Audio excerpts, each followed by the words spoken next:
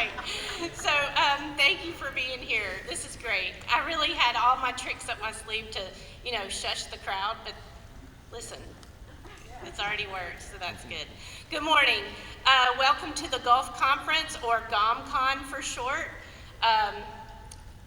My name is Laura Bowie. For those of you, there's so many faces here that I haven't seen in 3 or more years. So it's like not just a family reunion, this is more like a class reunion, if you will.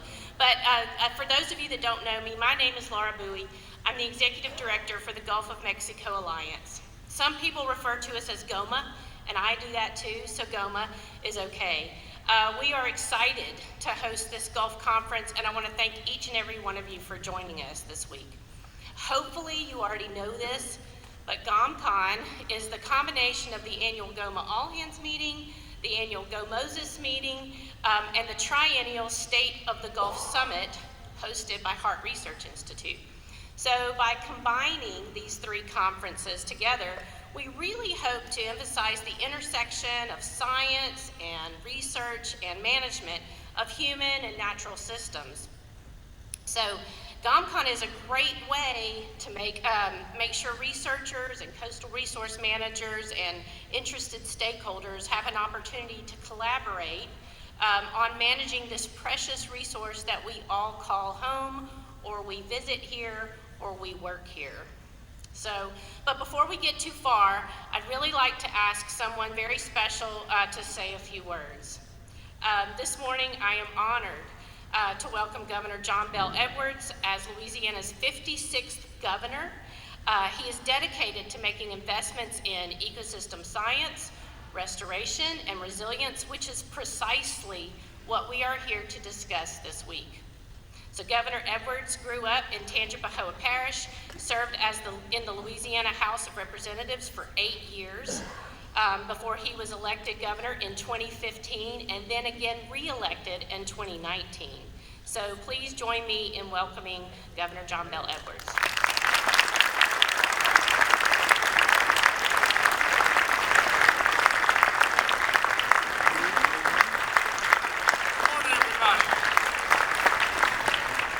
Thank you, Laura, for the introduction, for your work at GOMA. It is great to have all of you in Louisiana, in Baton Rouge, and make no mistake, you need to make sure that you have a good time, spend as much money as you can, and if you get anything out of this conference, that's what we call lagniappe. It's just, no, obviously I'm joking. What you all are doing is incredibly important. And Baton Rouge has a lot to offer this week. Hopefully you'll be able to stay and participate in some of it. First of all, the air conditioner works pretty good here. The music was great as we were waiting to get started, and that reminds me, Garth Brooks will be at Tiger Stadium on Saturday, if any of you all can make that. Those tickets sold out, though, about 30 minutes after I think they went on sale. You all know that Louisiana really is a leader in coastal science, research, and restoration, and we have to be. We have tremendous challenges here. I guess we all do. That's what brings us together. But there is no state in the nation more challenged by climate change than Louisiana. And that's why we cannot shy away from addressing these issues, even if they're controversial, even if you don't really have it all figured out, you don't have all the resources, we got to do what you can. Here in Louisiana, we've had 5 hurricanes in the last 2 years during the pandemic. 2 of them tied for the strongest hurricane ever to make landfall in Louisiana. They were 1 year apart. August of 2020 in southwest Louisiana with Laura. 1 year later, August 2021, Ida in southeast Louisiana. I want you to think about that. We've been measuring hurricanes for a long time. The 2 strongest to ever hit our state were in 2020 and 2021. We've lost 2,000 square miles of coast since 1930. That's the size of Delaware. It averages out to about a football field an hour. The perfect trifecta is hitting our coast: subsiding sea level rise and coastal erosion. And of course, the common denominator here is climate change. And so we have to do what we can to address that, especially since we're suffering the effects of it more than anywhere else, but we're also contributing more than our fair share of CO2.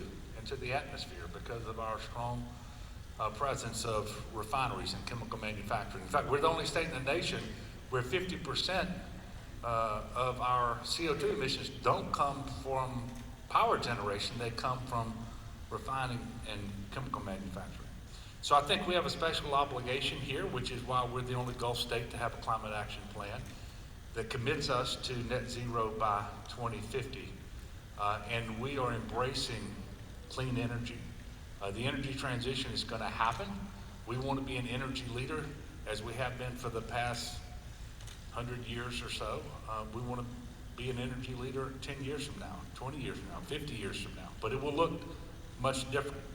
But that's why we're embracing these things, and we're following the science. And that's exactly what we're doing on our Coastal Master Plan as well. Our 2023 Coastal Master Plan will continue the work that we're doing to reduce storm surge in communities, improve habitats, to support an array of commercial and recreational activities, and support infrastructure critical to the working coast. This is going to be achieved by harnessing natural processes, focusing protection on key assets, and adapting to changing coastal conditions. And one of the key things here is you're never going to be able to do everything you want, especially as soon as you want, and because there's limited resources. And so politics can get in the way. But what we do is we try to focus as much as possible on science, because the degree to which science can dictate what we do, we minimize the role of politics. And that's kind of what you all are here about today. That's one of the things that I think we all have in common. Leaders across the nation recognize the importance of these goals. President Biden and his administration, the Congress, passed a bipartisan infrastructure law that had a historic focus on resilience. In the Gulf of Mexico, our states have been developing resilience for years to allow our communities, economy, and environment to thrive in the face of coastal hazards. And we are national leaders on these issues, and I'm working hard to make sure that our efforts along the Gulf of Mexico are recognized and receive their fair share of funding and support. Here in Louisiana, we're building resilience through infrastructure investments. That means protecting and restoring our coast. Over half of our state's population lives in parishes in our coastal area, and every day the Gulf of Mexico moves closer and closer to their homes and to their businesses and to our essential infrastructure. Additionally, our coast is home to some of our state's largest economic engines, like oil and gas, petrochemical manufacturing, maritime transportation along some of the nation's busiest waterways. We have the largest port by tonnage in the Western Hemisphere on the Mississippi River, Port of South Louisiana. 50% of the nation's grains, 6% of the nation's grain exports come out of the Mississippi River, for example. And more, we have clean energy investments happening along the coast. And those transition investments like LNG happening along the coast of Louisiana too. As we lose land to subsidence and sea level rise, not only do we lose valuable estuary and ecosystems, but our coastal communities become more and more vulnerable to hurricane damage. You all know that we talk about Hurricane Katrina and Hurricane Rita a lot in Louisiana. We should, because that really did mark a big change in how we approach these things. But I do want to remind you, Hurricanes Laura and Ida were stronger than Hurricane Katrina. And by the way, the reason they didn't have as much damage, especially Ida that hit in southeast Louisiana like Katrina did, was because of the investments that we made in that interim. They really did work. They held up well. Now, we had tremendous wind damage. And I think at the end of the day, we're going to need about $2.5 billion from the federal government just to have the housing program that we need. But it would have been much worse had we not made the investments in the Hurricane Storm Damage Risk Reduction System in the greater New Orleans area after Hurricanes Katrina and Rita in 2005. But our state, through the Coastal Master Plan for Restoration and Protection Activities, have gone to the legislature in 2007, 2012, 2017, and 23. And we've really led the nation in a science-based coastal master planning process that helps us prioritize investments in an integrated approach that fully accounts for for future environmental conditions fueled by climate change and other factors. And we take a 50-year outlook, and the plan calls for $1 billion a year on average over 50 years. So it's a $50 billion master plan. And we arrived at that $50 billion figure because we figured that would be the most money we could ever hope to have. We could use more than that.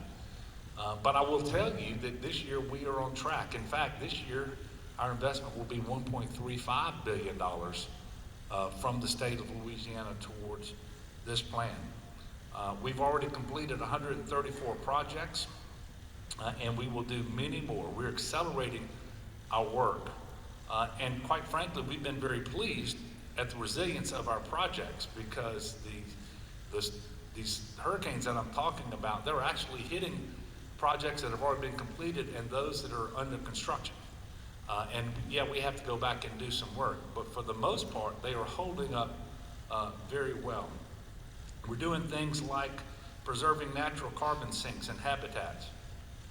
I think you all know this, but we talked about carbon capture and sequestration, very important for us. We have the geologic formations here to permanently sequester carbon, by the way. We have the pipeline density to move it, and I've already told you we're generating more than our fair share. But when we rebuild our coast, especially coastal marshes, that is incredibly important too, because that natural sink is 80 times more efficient in terms of capturing, sequestering carbon compared to, by the acre, compared to an acre of forest. So it all fits together. We've also become more resilient statewide from the threats of flooding through an effort called the Louisiana Watershed Initiative that is taking a watershed approach to flood risk and development. In short, for decades, if we had a flood and we had funding to spend, we would just allocate that funding on some pro rata basis and tell each parish, each community, you just go do what you can to protect yourself from flooding. Well, we weren't coordinating that, and they were just trying to get the water off themselves as fast as possible without regard to what it was doing to their neighbors, and it's not working in Louisiana. So now we're taking a watershed approach. It is much harder to do it that way. You have to sit down and work it out. You have to let science play its part in leading that effort. But at the end of the day, it is much more effective way to spend money and make sure that we are doing better when it comes to flooding. And that threat too is increasing across the state and across the country. And we're working to instill in all state agencies an eye to the impacts of coastal change and climate change on their own operations and ability to carry out their missions through an effort called the Adaptive Governance Initiative, so that the entirety of state government is playing a role in building resilience through adaptation. So the work, and all of that is just a preface for me to say this. The work that you're doing here is incredibly important. There's power in such a cross-section of people gathering to focus on the intersection of science, research, and coastal resource management. Some of the Gulf's best and brightest have gathered this week to come up with ways to improve this beautiful place we call home. And I'm looking forward to seeing the ideas that come out of the Gulf of Mexico conference. And what happens here this week will in large part shape the future of coastal resource management for the Gulf of Mexico for many years to come. Like Laura, I'm very happy that we're able to join in person this year. It has been a long 2+ years during the pandemic. I can tell you in Louisiana, I was very happy yesterday to see that we have the lowest number of people in the hospital since the pandemic started with COVID. We're down to 30. We're down to 30. We had 3,200 4 months ago. So we're doing better in that regard. And by the way, we need to let science dictate what we do in response to pandemics too. Just like we let science dictate what we do when it comes to threats to our coast. So remember, have a good time, spend your money, and if you learn something, that's letting you out. God bless you, and thank you so much.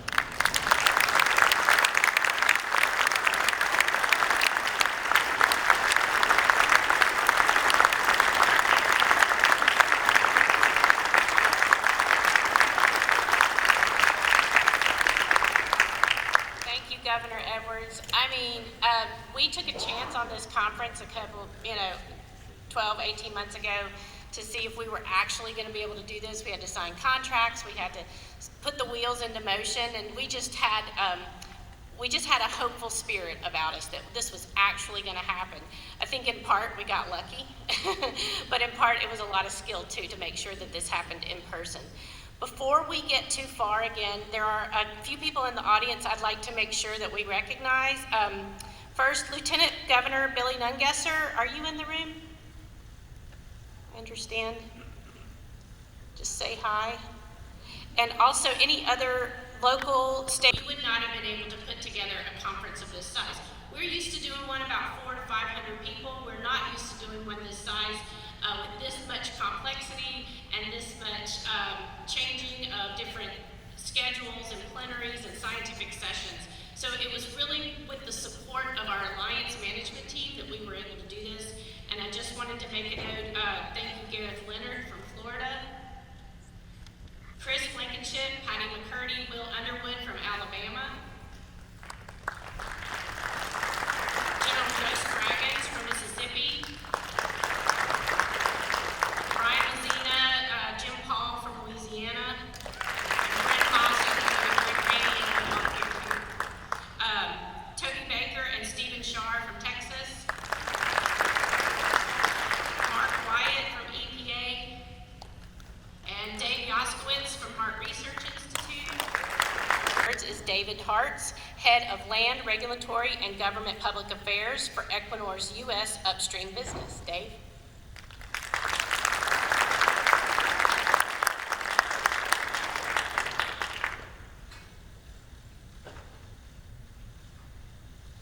Thank you, Laura, and welcome everyone to the Gulf of Mexico Conference in 2022.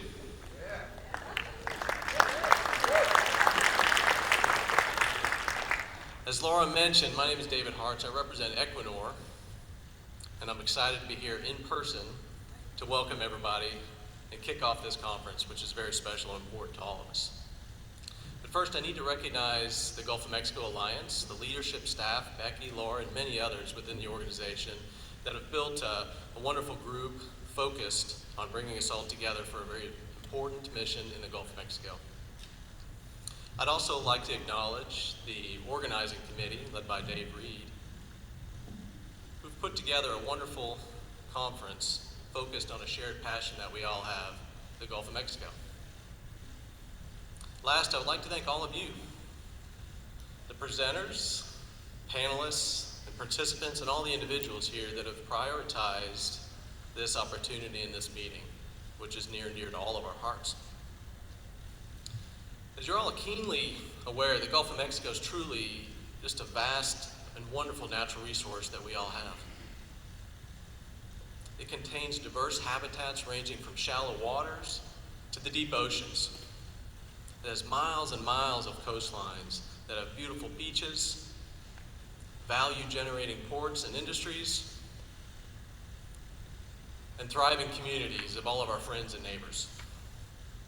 It provides a livelihood for hundreds of thousands of people in numerous industries, including tourism, the petrochemical industry, fishing, agriculture, manufacturing, and the oil and gas and energy industries, among many others. Ensuring the continued conservation and sustainability of this very important region, I think you can agree, is an important mission, and it's one that Equinor is really, truly proud to be a part of. As one of the largest oil and gas producers in the Gulf of Mexico, Equinor realizes the importance of the Gulf of Mexico itself, as well as being a good corporate citizen and a responsible corporate citizen. Our relationship with GOMA as a Gulf Star partner gives us that opportunity to participate in many of their strong initiatives. Most recently,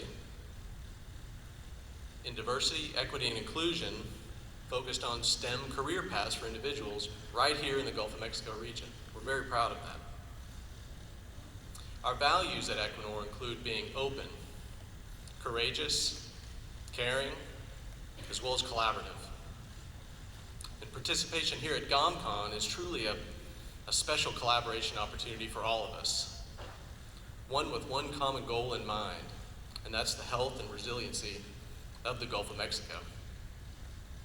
Again, I want to welcome everyone to GOMCON 22, and I hope you all enjoy your time here, engage collaboratively with everyone and each other, and get something out of this conference, and take it back to all of our organizations. I'll now turn it over to Dave Yostewitz with the Hart Research Institute. David?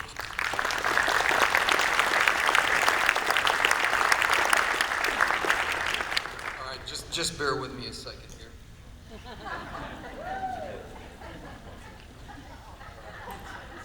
I just, it's great to see everybody in here. You heard it from the governor, you heard it from Laura, you heard it from David. I mean, it's homecoming, it's a family reunion, it's a class reunion. To finally see people's faces not on the screen. All right, so, I mean, everybody give yourself yes. All right. So I'm David Yostewitz. I'm the Executive Director of the Hart Research Institute for Gulf of Mexico Studies at Texas A&M University Corpus Christi. And HRI, the Gulf of Mexico Alliance, and the Gulf of Mexico Research Initiative have a long history together. Laura alluded to that a little bit ago. In 2006, the Hart Research Institute, or HRI, held the first Gulf of Mexico Summit. And at that summit, the first action plan for the Gulf of Mexico Alliance was presented to the public. Governors Perry and Governor Blanco were the representatives of the 5 Gulf states, governors there.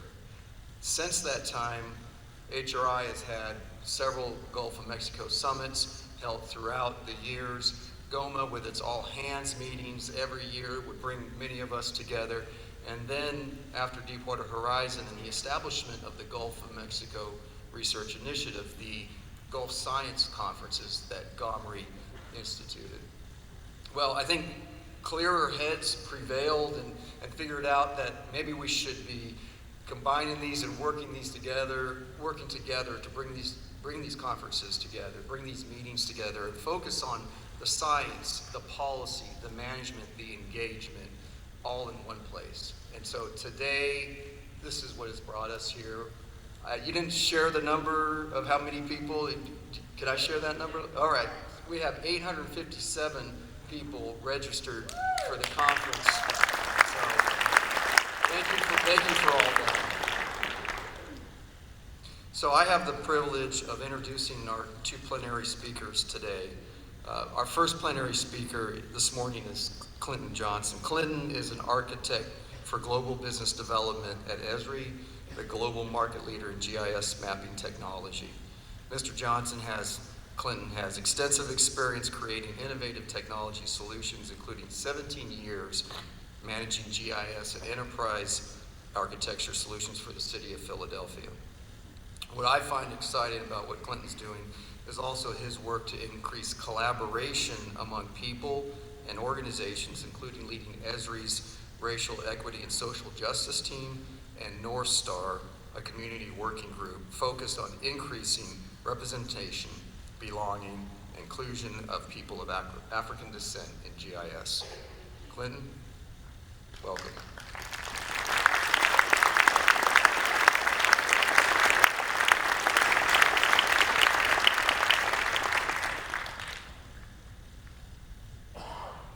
Thanks, David. And before I begin, I want to thank Governor Edwards and his team.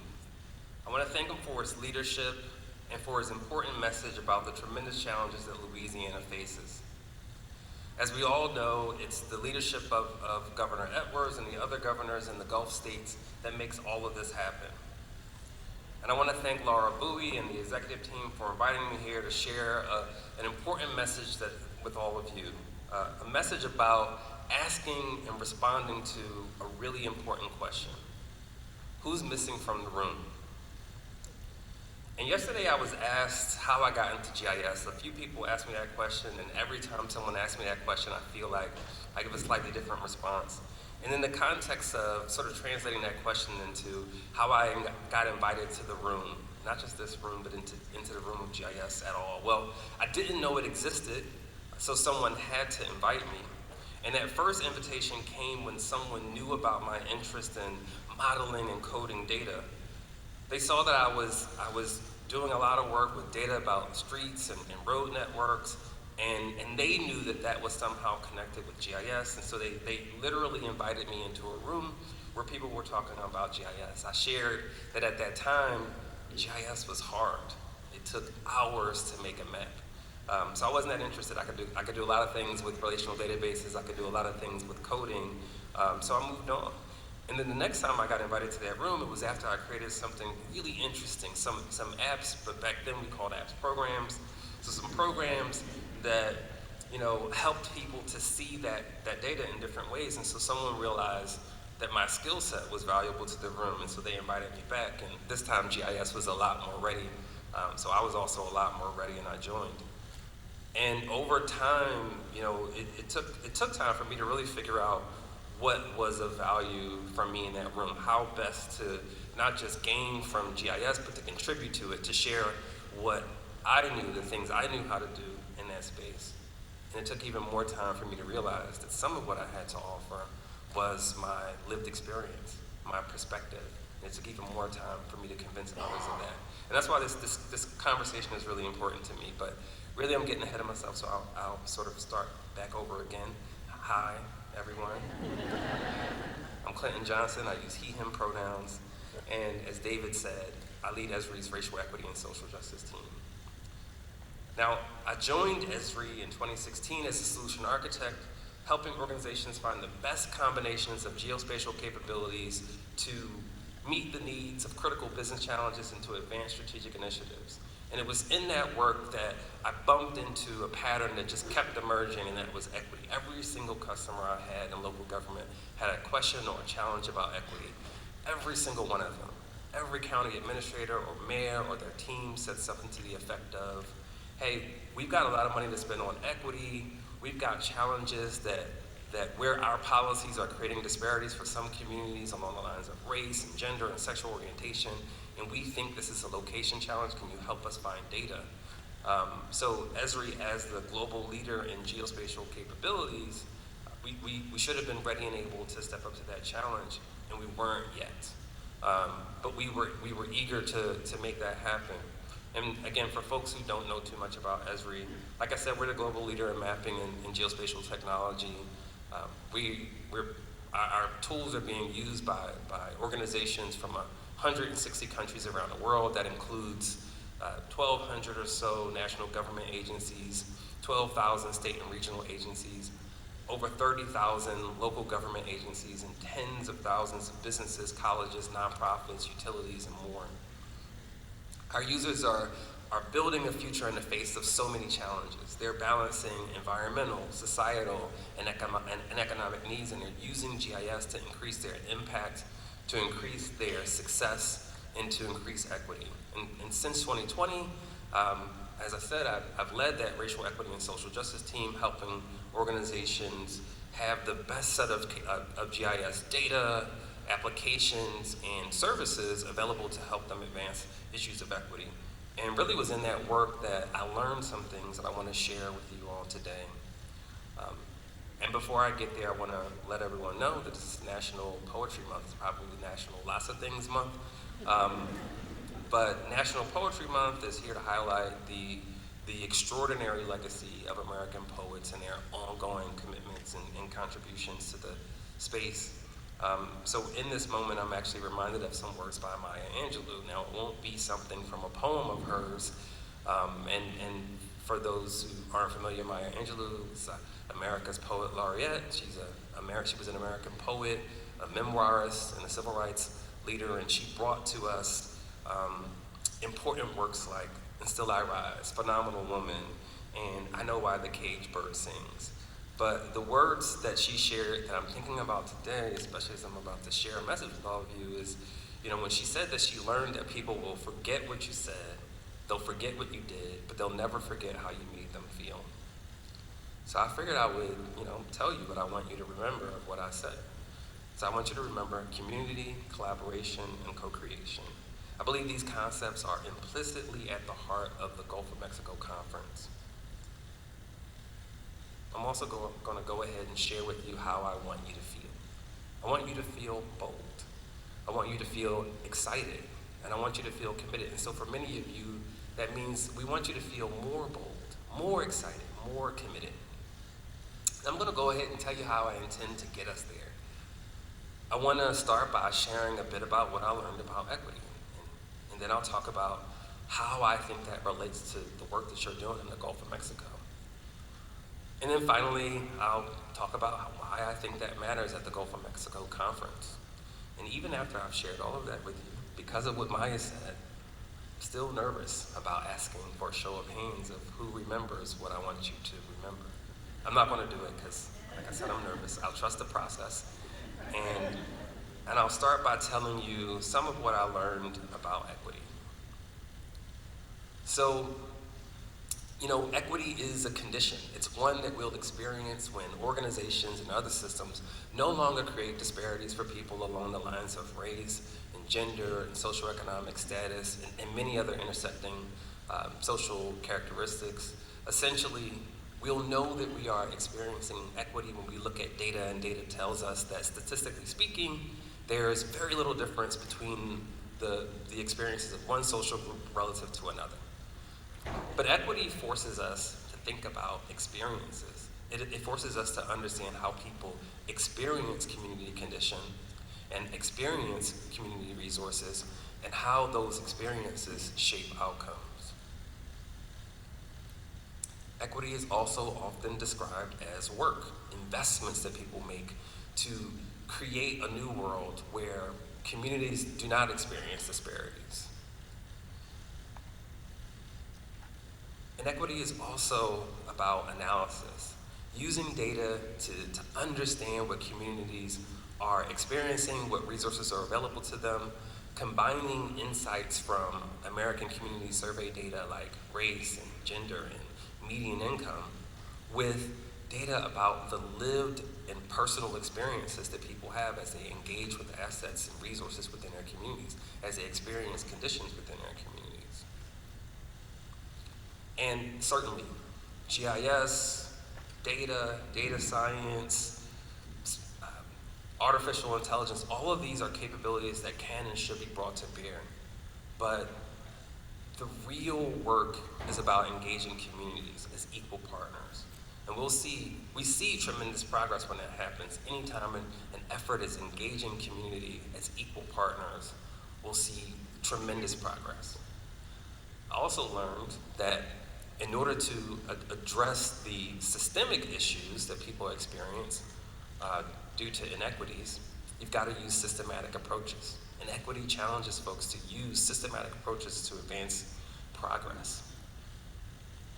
And of course, people are taking scientific approaches, they're using maps, and they're working to map and analyze the situation, and want to understand that distribution of benefit, burden, and opportunity across their jurisdictions. And equity lets us know, and it forces us to recognize that organizations aren't alone. Many organizations are creating barriers through their processes, through their policies, and many organizations still are trying to address all of those barriers, all those disparities. And so equity encourages us to work together. Collaboration across disciplines, across sectors, across organizations is critical to the work of equity. So you see more and more efforts that are popping up, like the Gulf of Mexico Alliance and the conference, that's really about bringing all of you together into the same space and encouraging you to collaborate. And people, again, are using a systematic approach to doing that. They're mapping and analyzing equity. They're assessing that distribution of benefit, burden, opportunity, and prosperity. They're looking to use GIS and other technology and data to embed equity directly into their workflows. And we call that operationalizing positive practices for justice. And they are leveraging what they know about where the issues are, what work they're doing, and they're looking to close any gaps. And we call that managing performance, continuous improvement. And they're never forgetting this really important question. How do we engage the communities as partners? So they're working to communicate and collaborate with community members alongside external partners from other organizations who are working to serve a shared constituency. In this case, that shared constituency being the coastal communities of the Gulf. They're using maps and data visualizations to share real stories. And they're also using surveys, and they're crowdsourcing insights directly from community to bring, again, data about lived experiences and real-world perspectives right alongside business data, right alongside American Community Surveys data. And they're using that collectively with community to co-create a future where everyone has access to the resources they need to drive progress, the resources they need to prosper. So we want you to think about how you can co-create a shared understanding of the issues at hand and co-create the solutions, the interventions, and the policy work needed to make progress. There are organizations motivated by the work of the sort of spirit and the heart of equity to ensure that the right people are in the room. They're looking not just to make space for community perspectives and experiences in their data, they're making space for those perspectives on their teams.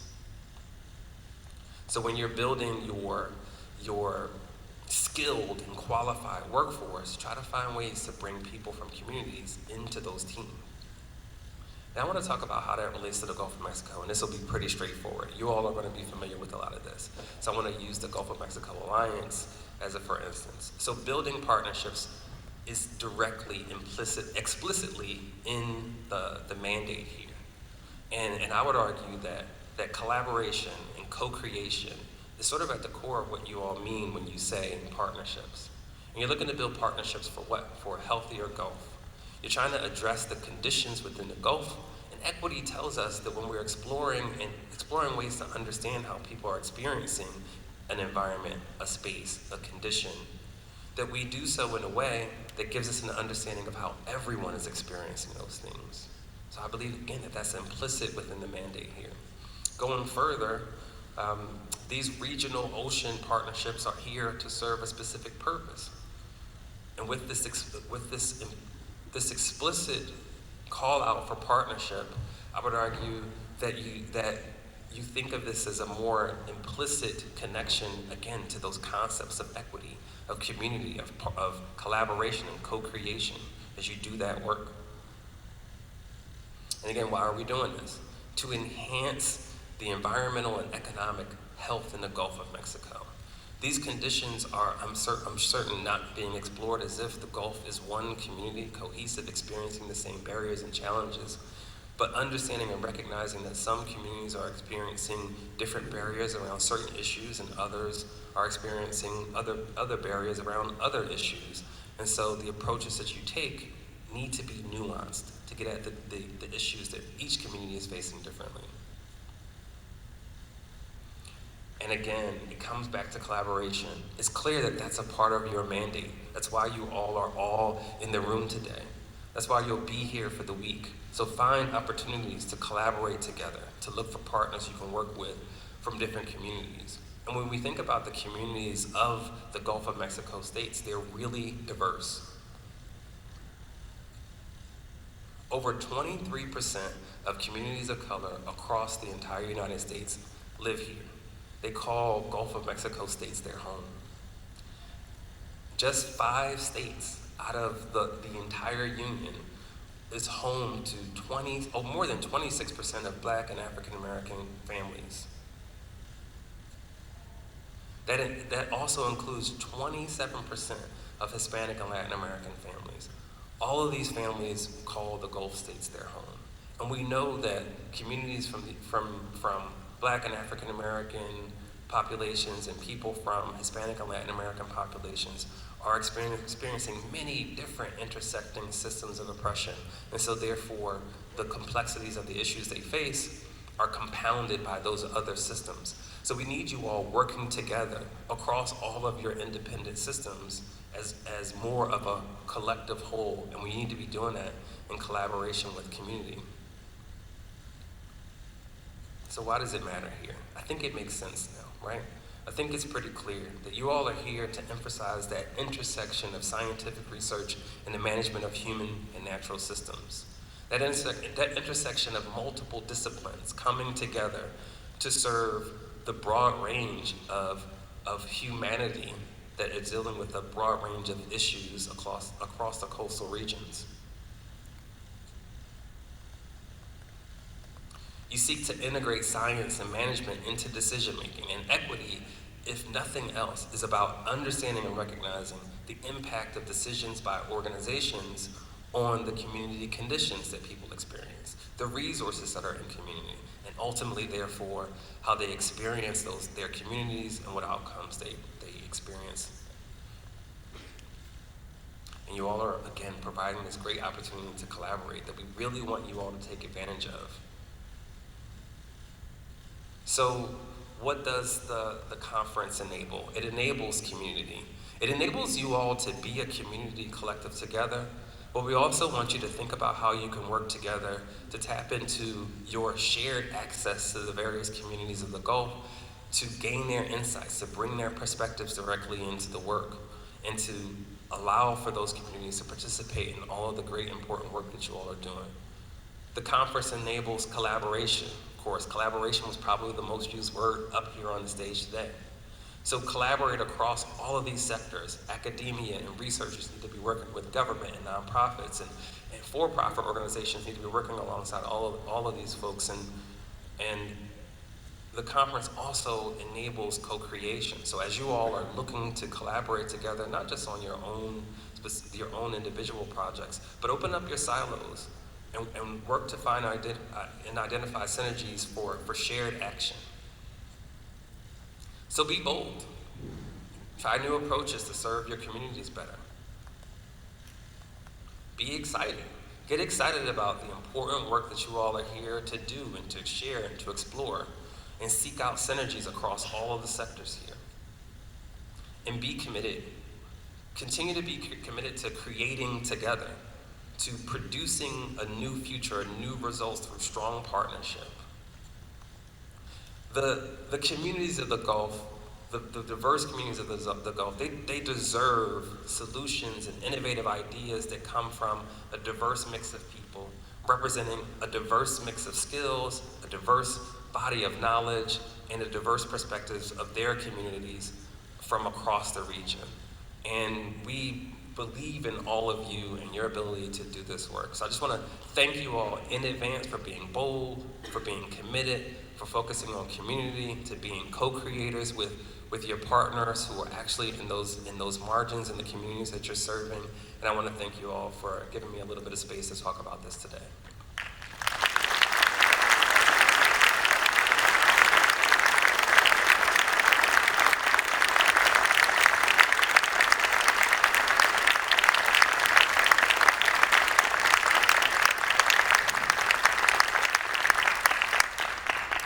Thank you, Clinton, and community relations teams that support BHP's petroleum assets across the globe, including Australia, Mexico, the United States, and Trinidad and Tobago.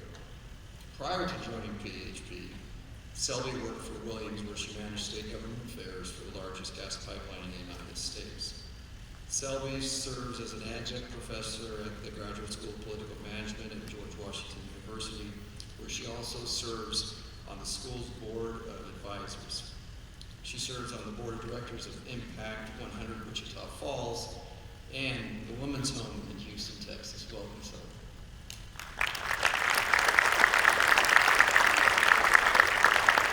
In awe that I have this opportunity today. I knew when Laura sent the invite and I looked up Clinton that I had a tough act to follow, and that was absolutely fantastic. And of course, thank you to Governor Edwards for his opening remarks as well. Clinton, you gave us all a lot to think about. It's something that we think about at BHP, and I look forward to talking to you more about ways we can partner together. My name is Selby Bush-Lilly, and it is a pleasure to speak with you today. In my current capacity as head of corporate affairs at BHP, I can tell you that it's something we're committed to and is one of the key pillars we engage as a company. I'm excited to share a bit more with you on exactly what our commitment to community looks like for me personally and for BHP. I'll tell you a little bit about BHP, our unique approach to supporting communities around the world, and how we've been working with our communities here in Louisiana in a meaningful way. I'll also spend some time sharing perspectives on the value of having uncomfortable conversations, both in the workplace and in the community partnership space, and why those conversations are the key to strengthening our progress. For those of you who may not be entirely familiar with BHP, that's okay. I like to call it the largest company you've probably never heard of. We're the world's largest mining company and a leading global resources company working in over 90 countries around the world, headquartered in Melbourne, Australia.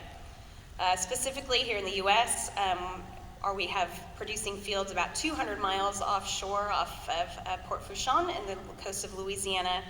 We operate the Shinzi field and have interests with BP in Atlantis and the Mad Dog fields. We're a company that's committed to doing business safely, efficiently, and transparently. We're proud of our legacy here in the United States and the contributions we've made from both an economic and social investment point. I'll share more about the latter in a few minutes. More importantly, our purpose is to bring people and resources together to build a better world. We believe we are successful when we work in partnership with communities to achieve long-term social, environmental, and economic outcomes. As many in this room likely know, most companies strive to have a license to operate, which generally translates to, we make enough of a difference that people will tolerate us in their communities because the good outweighs the bad. There's nothing wrong with this approach, and it works for many companies, and in fact, it worked for BHP for over our first 100 years. But about 5 years ago, we noticed that there was a really great opportunity globally to take this approach farther. What if instead of being tolerated, we were absolutely interwoven into our communities? Interwoven enough that we make a difference while we're operating in the community, but looking beyond the present and ensuring we build strong communities who can far outlast our operations. We put together a global team of our best and brightest who worked on this project for more than a year. Their goal was to create and contribute a lasting benefit to the societies where we operate through the positive social and economic benefits generated by our core business, our constructive engagement and advocacy on important issues, and voluntary social investment. How the team recommended to do this was completely up to them. Our operations around the world support local and national economies through job creation, infrastructure provision, the purchase of goods and services through our supply chains, and our contributions to governments through royalties and taxes. No different than any other company around the world. But still, what else can we do to set our communities and our world up for a brighter future? After about 1.5 years, the team came back and said, okay, we found it. And they've termed it, what we now call at BHP, social value. Social value underpins our strategy and it plays an important role in decision-making from the moment a project is thought of, and it drives better outcomes for all BHP stakeholders. It's the positive contribution we make to the environment and society, our workforce, our partners, our customers, economies, and communities.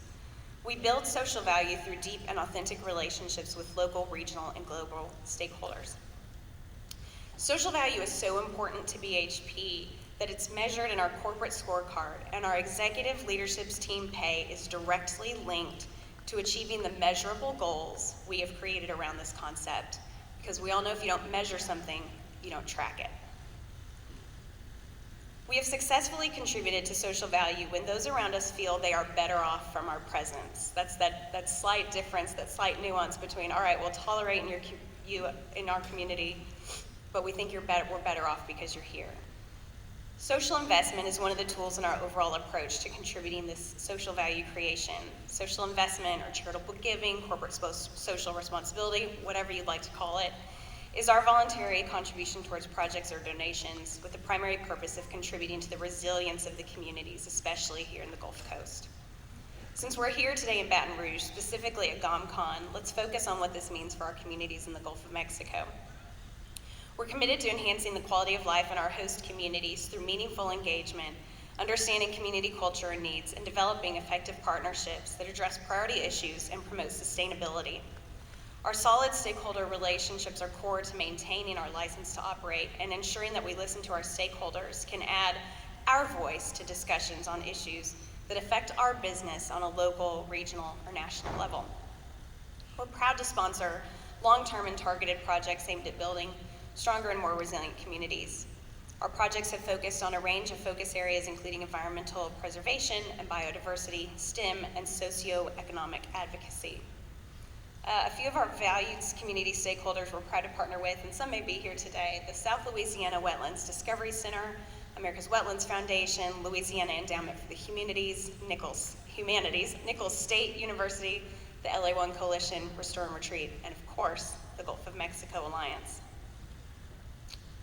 But again, as I have mentioned, this is more than social investment and giving funds. Social value includes local hiring, ensuring local members of the community have the skills and education they need to work with us, ensuring local suppliers have what it takes to apply to be a vendor with us. We're the world's largest mining company. The vendor system is incredibly complicated, as those of you who work with us actually know. I can't even understand our process. So making sure that we have that capacity for small business owners, local business owners, is important. Ensuring payment terms meet the needs of smaller suppliers and beyond. I heard this referenced recently as the IKEA phenomenon. Has anybody here, I'm sure, built a table or a dresser or something from IKEA? I mean, by the time you're done, you're invested, right? You've spent hours on it. You always have a few pieces left over you don't know, but you're so proud of yourself by the time you're done. You want to show it to everybody who comes over. You know, forget the more expensive pieces of furniture or art in your house. Like, here's this IKEA dresser that I built on my own. And that's what it is. When you really engage with the communities, it becomes this IKEA phenomenon, right? Everyone has a stake in building. You know, it's not a dresser, obviously, it's a project, but everyone has a stake in it. And I'd like to share an example of how this works practically at BHP, because I understand that social value is kind of a mushy concept. Does anybody in here know Henri Boulet, who led the LA1 Coalition? He's a legend in Louisiana. If you've ever met him, you'll never forget him. He's fantastic, and I'm proud to call him a good friend, and I'm sharing this story with his permission. Shortly after Hurricane Ida hit last year, Henri called me, and he said, he actually called on behalf of the LaRose Civic Center, and he said, Selby, it's an American Red Cross shelter. It's one of the only places that has housing and food, and our generator went out. And he said, I've got a couple other companies, they're willing to contribute, would BHP consider it? And I said, well, of course, Henri, you know, how much do you have, how much do you need? You know, we'll make up the difference and make sure you guys get that generator. And then I started thinking about, you know, look, we're still in the middle of COVID and a pandemic. At that point, there were container ships floating out in the middle of the oceans because they couldn't get to port. There were supply chain issues. A hurricane had just hit. Henri, how are you going to get a generator? Do you have a generator to get once you raise these funds? And he said, well, yeah, you know, we've located one. It's going to take a while to get. And I said, I'm going to put you in touch with our supply team. These guys do this day in and day out around the globe. And let's see what we can find you. And they found a generator. LaRose Civic Center was actually looking at a used one that they could get immediately. We found them a brand new one with more capacity than they needed for half the cost that they had been quoted individually. And that is social value in action. It's just that collective action, the strength that we can throw around as a major global company to making lives better and making sure outcomes are better. It's also advocating for tangible change that helps meet the needs of the residents, including my own participation on the Governor's Louisiana Climate Initiatives Task Force, and having uncomfortable conversations and listening to how climate change is impacting people local to the region, and how we as an industry have a responsibility to mitigate and prevent further damage to our environment.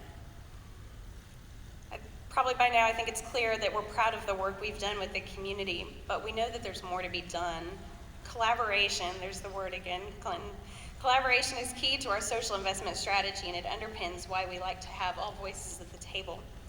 We know that this can have its fair share of challenges, and one of those challenges is those uncomfortable conversations, both in and out of the workplace.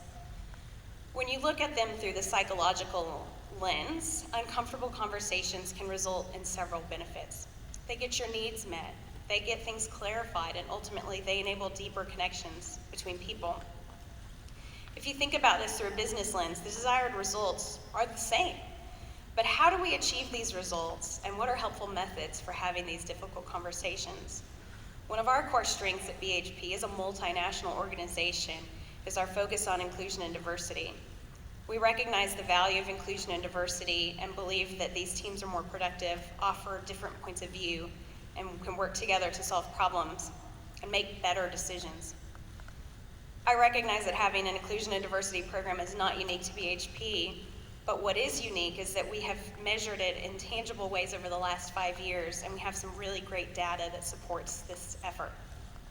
In 2016, BHP set an aspirational goal to achieve gender balance by 2025.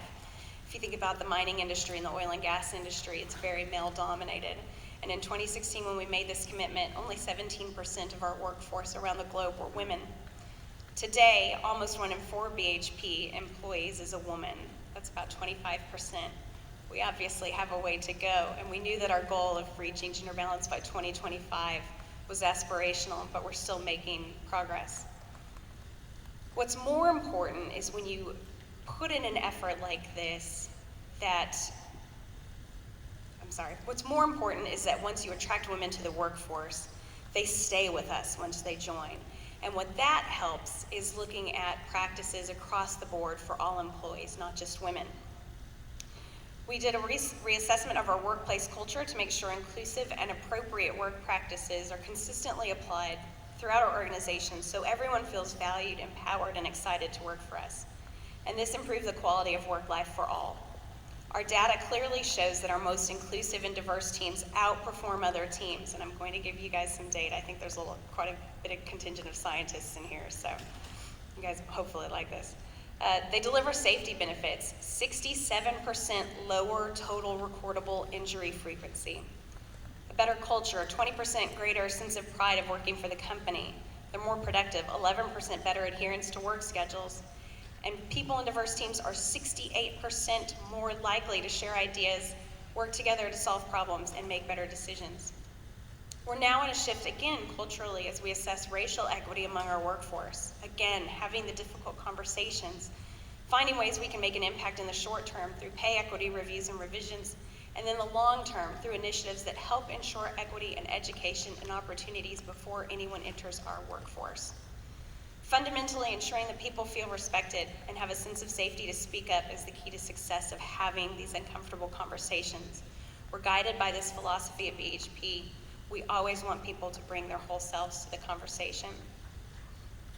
This is something the industry as a whole has a tremendous opportunity to do, and I challenge each of my colleagues in the room to take these messages back to your companies or your organizations. No matter how absurd or far out there they seem, see how they can work for you and the difference they can make. I mentioned serving on Governor Edwards' Climate Initiative's task force, something that actually aligned with BHP's own goal of net zero by 2050 perfectly.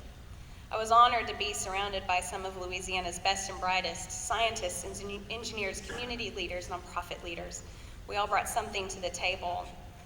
But as the representative of a resources company, the lone representative, by the way, there were many uncomfortable moments, but the risk of not showing up and listening far outweighed the discomfort of listening, learning, and taking a new approach to business.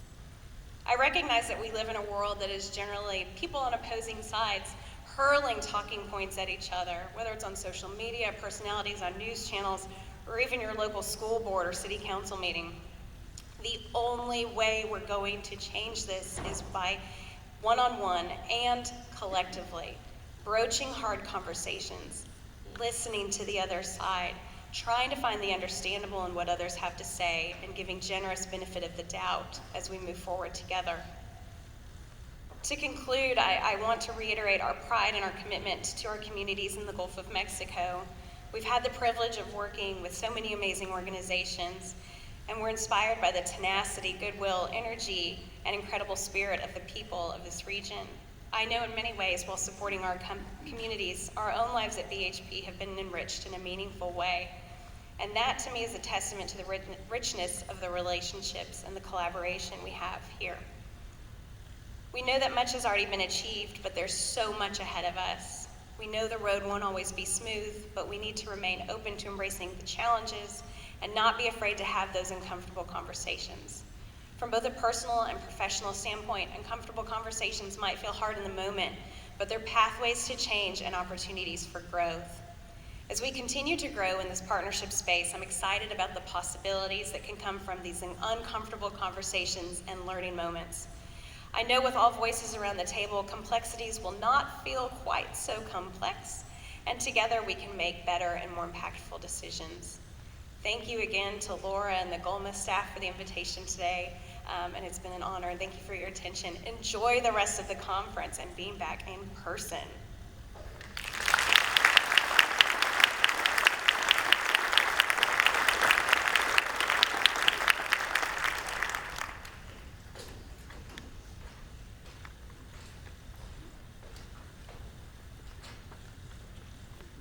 Well, good morning. It's delightful to be back in front of this great crowd, and nice to see some familiar faces. For those of you that don't know me, I'm Chuck Wilson, the semi-retired Chief Science Officer for the Gulf of Mexico Research Initiative and a member of the GOMCON Executive Committee. I first want to thank our keynote speakers, Clint and Shelby. What a great way to start the conference. Just two very motivated and very encouraging openings that had a really important intersection. So how about a round of applause?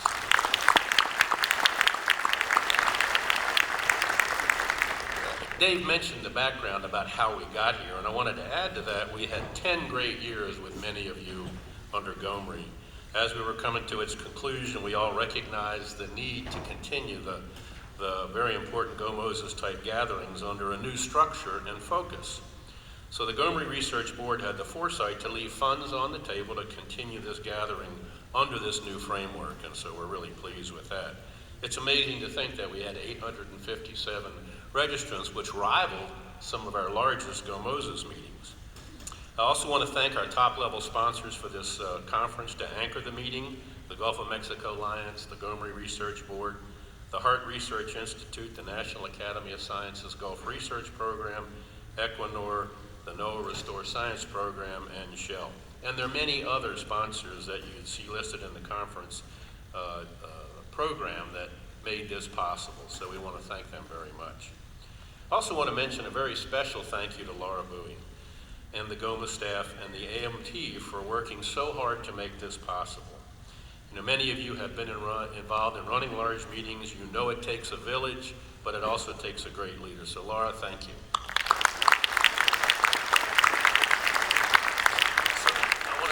I want to take a brief look at the next 2 days following this plenary session.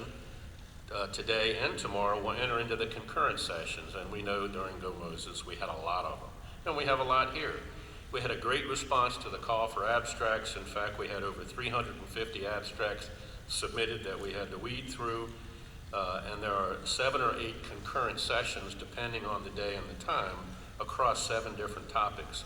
We took a little different approach to deciding how to group these, and as they came in, we bundled them into common threads, but they had to be overlapping. So the different sessions cover water and sediment management, water quality and quantity, citizen science, living resources, habitat management, and science management practice and policy. So do your best to get to as many as you can. And last but not least, we would like your help in deciding where do we go next. We're going to circulate a very short, and I promise short, questionnaire following the conference to help the next round of organizers decide if we do this again, how often we do it, and where we might go next, and of course any other suggestions you might have. But it's really important that we think about where do we go into the future, and do we want to keep doing this. So this concludes today's plenary session. Thank you very much for coming. Now we're going to move on to the concurrent sessions, which will all start at 10:30 after a very brief break. But thank you for coming.